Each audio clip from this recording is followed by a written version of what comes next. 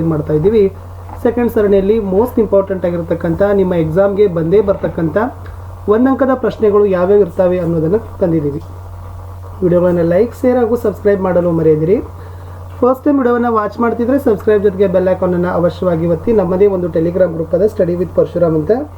ಆ ವಿಡಿಯೋದ ಲಿಂಕನ್ನು ಈ ವಿಡಿಯೋದ ಡಿಸ್ಕ್ರಿಪ್ಷನ್ ಬಾಕ್ಸ್ನಲ್ಲಿ ಗ್ರೂಪ್ ಲಿಂಕನ್ನು ಹಾಕಿದ್ದೀನಿ, ಅದಕ್ಕೂ ಕೂಡ ಬಂದು ಜಾಯ್ನ್ ಆಗಿ ಅಂತ ಹೇಳ್ತಾ. ಸೊ ಸೈನ್ಸಲ್ಲಿ ಕ್ವಿಜ್ ನೋಡೋಣ. ಸರಣಿ 2ರಲ್ಲಿ ಸೊ ಕ್ವಿಜ್ ಅಟೆಂಪ್ಟ್ ಮಾಡಿದ ತಕ್ಷಣ ತಾವು ಎಷ್ಟು ಆನ್ಸರ್ಸ್ಗಳನ್ನು ಕೊಡ್ತೀರಿ ಅನ್ನೋದನ್ನು ತಾವೇನು ಮಾಡಬೇಕು ವಿದ್ಯಾರ್ಥಿಗಳೇ, ಕಡೆಯಲ್ಲಿ ತಾವುಗಳನ್ನು ಬರೆದರೆ ಸೊ ನನಗೆ ಗೊತ್ತಾಗ್ತದೆ ನಿಮ್ಮದು ಎಷ್ಟು ಎಸ್ ಇದೆ ಅನ್ನೋದನ್ನು, ನಾಲೆಡ್ಜು ಎಷ್ಟು ವಿಷಯದ ಅರ್ಥಗ್ರಹಿಕೆ ಇದೆ ಅನ್ನೋದನ್ನು ಸಹಿತ ಕೂಡ ಏನಾಗ್ತದಪ್ಪ ಅಂದ್ರೆ ಗೊತ್ತಾಗ್ತದೆ. ಎಸ್, ಶುರು ಮಾಡೋಣ ವಿದ್ಯಾರ್ಥಿಗಳೇ. ವಿಜ್ಞಾನದ ರಸಪ್ರಶ್ನೆಯ 2ನೇ ಭಾಗದ ಸರಣಿಯಲ್ಲಿ ಮೊದಲ ಪ್ರಶ್ನೆ ಬಂತು ನಿಮಗಾಗಿ. ಸಮೀಪ ದೃಷ್ಟಿ ದೋಷ ನಿವಾರಣೆಗೆ ಯಾವ ಮಸೂರವನ್ನು ಬಳಸ್ತಾರೆ? ಇದು ಮೋಸ್ಟ್ ಇಂಪಾರ್ಟೆಂಟ್ ಇದೆ, ಯಾಕಂದರೆ ಇಲ್ಲಿಂದ ಕ್ವಶನ್ಸ್ಗಳು ಪ್ರತಿ ಸರಣ ಕೇಳ್ತಾರೆ. ಸಮೀಪ ದೃಷ್ಟಿ ದೋಷ ನಿವಾರಣೆ ಮಸೂರ ಪೀನ ಮಸೂರನೋ ಅಥವಾ ನಿಮ್ನ ಮಸೂರನೋ, ದೂರದೃಷ್ಟಿ ದೋಷ ನಿವಾರಣೆ ಮಸೂರ ಪೀನ ಮಸೂರನೋ ನಿಮ್ನ ಮಸೂರನೋ. ಸೊ ಸರಿಯಾದ ಉತ್ತರ ಇತ್ತು, ನಿಮ್ನ ಮಸೂರವನ್ನು ಸಮೀಪ ದೃಷ್ಟಿ ದೋಷ ನಿವಾರಣೆಗಾಗಿ ಬಳಸ್ತಾರೆ ಅಂತಕ್ಕಂಥದ್ದು ಇತ್ತು. 2ನೇ ಪ್ರಶ್ನೆ ಬಂತು, ಕಣ್ಣು ಗುಡ್ಡೆಗೆ ರಕ್ಷಣೆ ನೀಡುವ ಭಾಗ ಡ್ಯಾಶ್. ಸೊ ಮಾನವನ ಕಣ್ಣು ಇದೆಯಲ್ಲ ವಿದ್ಯಾರ್ಥಿಗಳೇ, ಈ ಕಣ್ಣು ಗುಡ್ಡೆಗೆ ವಿಶೇಷವಾಗಿ ರಕ್ಷಣೆಯನ್ನು ಕೊಡ್ತಕ್ಕಂಥ ಭಾಗ ಯಾವುದು ಅಂತ ಕೇಳಿದ್ದಾರೆ. ಎಸ್, ಕಣ್ಣು ಗುಡ್ಡೆಗೆ ರಕ್ಷಣೆಯನ್ನು ಕೊಡ್ತಕ್ಕಂಥ ಭಾಗಕ್ಕೆ ಏನಂತ ಕರೀತಾರಪ್ಪ ಅಂತಂದರೆ ಎಸ್ ಸ್ಕೀರಾ ಅಂತ ಕರೀತಾರೆ. ಸೊ ಸ್ಕೀರಾ ಅಂತಕ್ಕಂಥದ್ದು ಸರಿಯಾದ ಉತ್ತರ ಇತ್ತು. ಸೊ ಮುಂದಿನ ಪ್ರಶ್ನೆಗೆ ಹೋಗೋಣ. ಪ್ರಶ್ನೆ 3, ಯಾಂತ್ರಿಕ ಶಕ್ತಿಯನ್ನು ವಿದ್ಯುತ್ ಶಕ್ತಿಯನ್ನಾಗಿ ಪರಿವರ್ತಿಸುವ ಸಾಧನ ಯಾವುದು? ಯಾಂತ್ರಿಕ ಶಕ್ತಿಯನ್ನು ವಿದ್ಯುತ್ ಶಕ್ತಿಯನ್ನಾಗಿ ಪರಿವರ್ತಿಸುವ ಸಾಧನ ಯಾವುದು?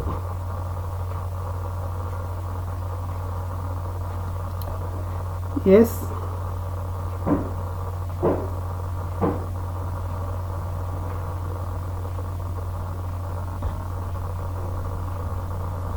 ಸರಿಯಾದ ಉತ್ತರ ಬಂತು ಡೈನಮೋ ಅಂತಕ್ಕಂಥದ್ದು ರೈಟ್ ಆನ್ಸರ್. ಪ್ರಶ್ನೆ 4, ಸಮುದ್ರದ ನೀರು ಡ್ಯಾಶ್ ಬಣ್ಣದಲ್ಲಿರುವುದು? ಸಮುದ್ರದ ನೀರು ಡ್ಯಾಶ್ ಬಣ್ಣದಲ್ಲಿರೋದು ಅಂತ ಕೇಳಿದ್ದಾರೆ, ಅಂದರೆ ಯಾವ ಬಣ್ಣದಲ್ಲಿ ಇರ್ತದ ಅಂತ ಕೇಳಿದ್ದಾರೆ.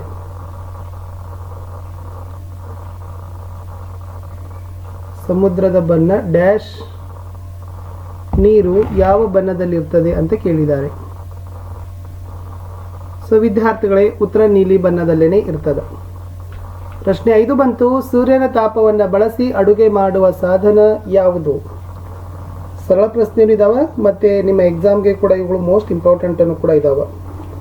ಸೂರ್ಯನ ತಾಪವನ್ನು ಬಳಸ್ತಾರೆ, ಅಡುಗೆ ಮಾಡ್ತಕ್ಕಂಥ ಸಾಧನ ಇದಾಗಿದೆ. ಹಾಗಾದರೆ ಇದನ್ನು ಏನಂತ ಕರೀತಾರೆ? ಇದನ್ನು ಸೋಲಾರ್ ಕುಕ್ಕರ್ ಅಥವಾ ಸೌರ ಕುಕ್ಕರ್ ಅಂತ ಕರೀತಾರೆ. ಮುಂದಿನ ಪ್ರಶ್ನೆ ಬಂತು, ಉಷ್ಣದ ದುರ್ಬಲ ವಾಹಕದ ಲೋಹಗಳು ಡ್ಯಾಶ್. 2 ಲೋಹಗಳಿದಾವೆ, ಆ ಲೋಹಗಳು ಏನಾಗಿದ್ದಾವಪ್ಪ ಅಂದ್ರೆ ಉಷ್ಣದ ದುರ್ಬಲ ವಾಹಕಗಳೇ ಆಗಿದ್ದಾವೆ. ಹಾಗಾದರೆ ಅವು ಯಾವುವು ಅಂತ ಪ್ರಶ್ನೆಗಳನ್ನು ಕೇಳಿದ್ರು. ಉಷ್ಣದ ದುರ್ಬಲ ವಾಹಕದ ಲೋಹಗಳು ಡ್ಯಾಶ್. ಅದನ್ನು ಸೀಸ ಮತ್ತು ಪಾದರಸ ಅಂತ ಕರೀತಾರೆ. ಸೀಸ ಮತ್ತು ಪಾದರಸ ಅಂತಕ್ಕಂಥದ್ದು ಸರಿಯಾದ ಉತ್ತರ ಇತ್ತು. ಪ್ರಶ್ನೆ 7, ಕಂಚು ಹೊಂದಿರುವ ಧಾತುಗಳು.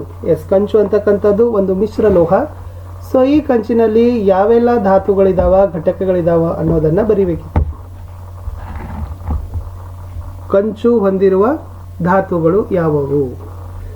ಎಸ್, ತಾಮ್ರ ಮತ್ತು ತವರ ಇವೆರಡನ್ನ ಸೇರಿ ಏನಾಗದಪ್ಪ ಅಂದ್ರೆ ಕಂಚು ಆಗಿರ್ತಕ್ಕಂಥದ್ದು. ಮುಂದಿನ ಪ್ರಶ್ನೆ 8, ಮಿಶ್ರ ಲೋಹದ ಒಂದು ಘಟಕ ಪಾದರಸವಾಗಿದ್ದರೆ ಅದನ್ನು ಡ್ಯಾಶ್ ಎನ್ನುವರು. ಈ ಕ್ವಶನ್ ತುಂಬಾ ರಿಪೀಟ್ ಆಗದ ಮತ್ತು ಮೋಸ್ಟ್ ಇಂಪಾರ್ಟೆಂಟ್ ಅನ್ನು ಕೂಡ ಅದ. ಮಿಶ್ರ ಲೋಹದ ಒಂದು ಘಟಕ ಪಾದರಸ ಆಗಿದ್ರೆ ಅದಕ್ಕೆ ಏನಂತ ಕರೀತಾರೆ ಅಂತ ಇತ್ತು. ಅದನ್ನು ಅಮಾಲ್ಗಮ್ ಅಂತ ಕರೀತಾರೆ. ಎಸ್, ಅಮಾಲ್ಗಮ್ ಅಂತಕ್ಕಂಥದ್ದು ಸರಿಯಾದ ಉತ್ತರ.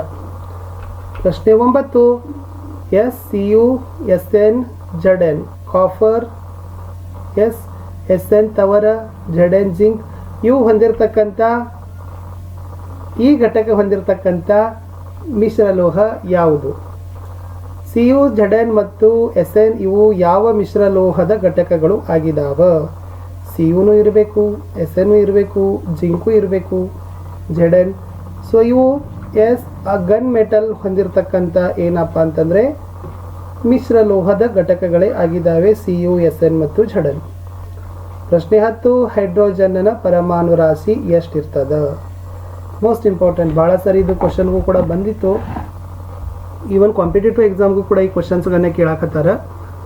ಅಂದ್ರೆ ಹೈಡ್ರೋಜನ್ನ ಪರಮಾಣು ರಾಶಿ ಎಷ್ಟೈತಂತ. ಸೊ ಒಂದೇ ಅಂತಕ್ಕಂಥದ್ದು ಸರಿಯಾದ ಉತ್ತರ. ಹೈಡ್ರೋಜನ್ನ ಪರಮಾಣು ರಾಶಿ 1. ಪ್ರಶ್ನೆ 11 ಬತ್ತು, ಆವರ್ತಕ ಕೋಷ್ಟಕದ ಕಂಬ ಸಾಲುಗಳಿಗೆ ಏನೆಂದು ಕರೆಯುವರು? ಆವರ್ತಕ ಕೋಷ್ಟಕದಲ್ಲಿ ಅಡ್ಡ ಸಾಲುಗಳು ಮತ್ತು ಕಂಬ ಸಾಲುಗಳು ಇರ್ತಾವ. ಇಲ್ಲಿ ಆ ಆವರ್ತಕ ಕೋಷ್ಟಕದಲ್ಲಿರ್ತಕ್ಕಂಥ ಕಂಬ ಸಾಲುಗಳಿಗೆ ಏನಂತ ಕರೀತಾರೆ? ಸೊ ವೆರಿ ಸಿಂಪಲ್ ಆನ್ಸರ್ ಇತ್ತು ವಿದ್ಯಾರ್ಥಿಗಳೇ. ಅದನ್ನು ವರ್ಗ ಅಂತ ಕರೀತಾರೆ. ಕಂಬ ಸಾಲುಗಳನ್ನು ವರ್ಗ ಅಂತ ಕರೀತಾರೆ. 12ನೇದು ಬತ್ತು, ಧಾತುಗಳ ಸಂಯೋಗ ಸಾಮರ್ಥ್ಯಕ್ಕೆ ಏನಂತ ಕರೀತಾರೆ? ಇದು ಮೋಸ್ಟ್ ಇಂಪಾರ್ಟೆಂಟ್ ಅದ ವಿದ್ಯಾರ್ಥಿಗಳೇ. ಧಾತುಗಳ ಸಂಯೋಗ ಸಾಮರ್ಥ್ಯಕ್ಕೆ ಏನಂತ ಕರೀತಾರೆ? ಸೊ ಧಾತುಗಳ ಸಂಯೋಗ ಸಾಮರ್ಥ್ಯಕ್ಕೆ ಒಂದು ಹೆಸರೈತಿ, ಅದೇನಪ್ಪ ಅಂತಂದ್ರೆ ವೆಲೆನ್ಸಿ ಅಂತಕ್ಕಂಥದ್ದು ರೈಟ್ ಆನ್ಸರ್. ಧಾತುಗಳ ಸಂಯೋಗ ಸಾಮರ್ಥ್ಯಕ್ಕೆ ಏನಂತ ಕರೀತಾರೆ? ವೆಲೆನ್ಸಿ ಅಂತಕ್ಕಂಥದ್ದು ಸರಿ ಉತ್ತರ. 13 ಬತ್ತು, ಮನುಷ್ಯರ ವಿಸರ್ಜನಾಂಗ ವ್ಯೂಹದ ಕ್ರಿಯಾತ್ಮಕ ಘಟಕ ಡ್ಯಾಶ್, ಅಂದರೆ ಮಾನವನ ವಿಸರ್ಜನಾಂಗ ವ್ಯೂಹದ ಕ್ರಿಯಾತ್ಮಕ ಘಟಕವನ್ನು ಏನಂತ ಕರೀತಾರೆ? ಮನುಷ್ಯರ ವಿಸರ್ಜನಾಂಗದ ಅತ್ಯಂತ ಕ್ರಿಯಾತ್ಮಕವಾಗಿರ್ತಕ್ಕಂಥ ಘಟಕಕ್ಕೆ ಏನಂತ ಕರೀತಾರೆ? ಸೊ ನೆಫ್ರಾನ್ ಅಂತ ಕರೀತಾರೆ. ಸೊ ನೆಫ್ರಾನ್ ಅಂತಕ್ಕಂಥದ್ದು ಸರಿಯಾದ ಉತ್ತರನೇ ಇತ್ತು. ಪ್ರಶ್ನೆ 14, ಸಸ್ಯಗಳ ಆಹಾರ ಸಂಶ್ಲೇಷಣೆಗೆ ಯಾವ ವಸ್ತು ಅತಿ ಅವಶ್ಯಕವಾಗಿ ಬೇಕು? ಸಸ್ಯಗಳು ಆಹಾರವನ್ನು ಸಂಶ್ಲೇಷಣೆ ಮಾಡ್ತಾವ. ಈ ಆಹಾರ ಸಂಶ್ಲೇಷಣೆಗೆ ಯಾವ ವಸ್ತು ಬೇಕೇ ಬೇಕು ಅಂತ ಕೇಳಿದ್ದಾರೆ. ಸೊ ಅದ ಉತ್ತರ ಬರ್ತದ ವಿದ್ಯಾರ್ಥಿಗಳೇ, ಕ್ಲೋರೋಫಿಲ್ ಅಂತಕ್ಕಂಥದ್ದು ಸರಿಯಾದ ಉತ್ತರ. ಪ್ರಶ್ನೆ 15, ಆರೋಗ್ಯವಂತ ವ್ಯಕ್ತಿಯ ರಕ್ತದ ಒತ್ತಡ ಡ್ಯಾಶ್ ಅಂತ ಕೇಳಿದ್ರು. ಸೊ ಆರೋಗ್ಯವಂತ ವ್ಯಕ್ತಿಯ ರಕ್ತದ ಒತ್ತಡ 120/80 mmHg ಅಂತಕ್ಕಂಥದ್ದು ಆರೋಗ್ಯವಂತ ವ್ಯಕ್ತಿಯ ರಕ್ತದ ಒತ್ತಡ ಆಗಿತ್ತು. ಪ್ರಶ್ನೆ 16, ಕೊಬ್ಬುಗಳ ಎಮಲ್ಸೀಕರಣಕ್ಕೆ ಡ್ಯಾಶ್ ಕಾರಣ ಅಂತ ಕೇಳಿದ್ದಾರೆ.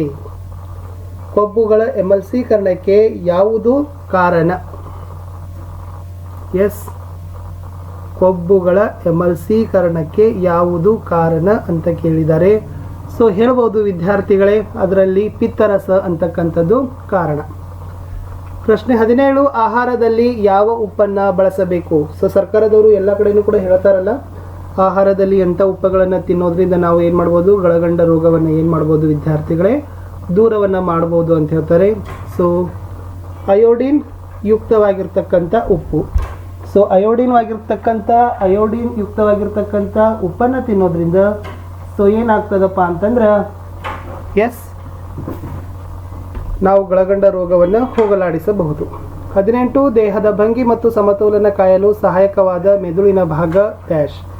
ನಮ್ಮ ದೇಹದ ಭಂಗಿ ಮತ್ತು ಸಮತೋಲನವನ್ನು ಕಾಯಬೇಕಾದ್ರೆ ಸೊ ಅನುಮಸ್ತಿಷ್ಕ ಅಂತಕ್ಕಂಥದ್ದು ಏನಾಗ್ತದಪ್ಪ ಅಂದ್ರೆ ತುಂಬಾ ಸಹಾಯಕ ಆಗ್ತದೆ.